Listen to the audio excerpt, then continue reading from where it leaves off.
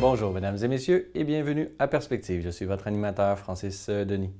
Cette fin de semaine au Vatican, le pape présidait à la récitation de l'Angélus Place Saint-Pierre. Dans son allocution prononcée du haut de la fenêtre du palais apostolique, le souverain pontife a offert un commentaire à l'Évangile de Marc en soulignant le rôle de la transfiguration dans la préparation des disciples aux épreuves qui viendront ultérieurement.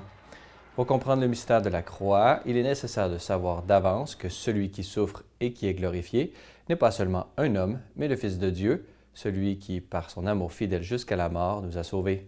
Écoutez.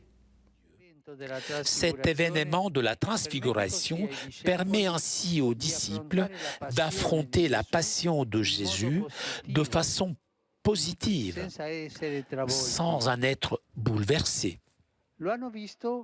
Ils l'ont vu comme il sera après la passion, glorieux, et comme ça Jésus les prépare. La transfiguration aide les disciples et nous aussi à comprendre que la passion du Christ est un mystère de souffrance, mais est surtout un don d'amour infini, un amour infini de la part de Jésus.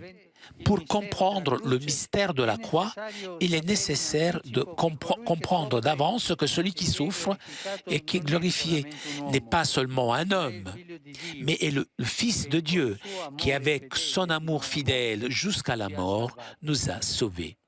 Nous nous adressons maintenant à prière à la Vierge Marie, la créature humaine transfigurée intérieurement par la grâce de Dieu. Nous nous confions avec confiance à son aide maternelle pour poursuivre avec foi et générosité le chemin du carême. C'est sous un ciel pluvieux que le pape s'est rendu hier après-midi dans le quartier de Ponte Mamolo de Rome pour une visite à la paroisse de San Gelasio. Débutant par une rencontre avec les familles sur le terrain de sport, le pape a offert un petit discours dans lequel il les a exhortés à toujours faire confiance à Jésus afin d'être en mesure de surmonter les épreuves de la vie. Aux personnes âgées, le pape leur a demandé d'être les bras du monde et de l'Église afin que le feu ne s'éteigne pas sous les cendres de la guerre et des difficultés. Soyez des témoins de l'espérance, conscients de votre mission et ne cessez jamais de parler avec les jeunes, leur a-t-il demandé. Le pape s'est ensuite rendu dans l'Église pour célébrer la messe. Dans son homélie, il a rappelé que le mystère de la transfiguration nous aide à garder confiance en Jésus et nous incite à toujours écouter sa parole, même lorsque nous sommes dans l'épreuve. Durant ce carême, rappelons-nous de deux choses. D'abord de la gloire de Jésus, c'est-à-dire ce qui nous attend après la mort. Cette conscience de la présence consciente de Dieu peut nous donner la force. Deuxièmement, durant notre vie, nous devons écouter Jésus, celui qui nous parle dans la liturgie ou dans notre cœur, a-t-il affirmé. Ce matin, le pape présidait l'Eucharistie en la chapelle de la Maison Sainte-Marthe. Ne jugez pas si vous ne voulez pas être jugés, tel est l'objet de la réflexion du Saint-Père dans son homélie. Dans nos conversations, a noté le pape, combien de fois nous laissons-nous prendre à juger les autres?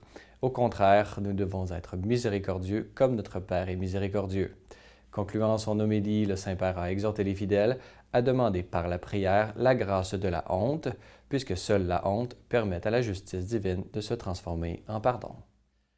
Voilà, c'est tout pour aujourd'hui. Je vous laisse sur des images d'une Rome enneigée.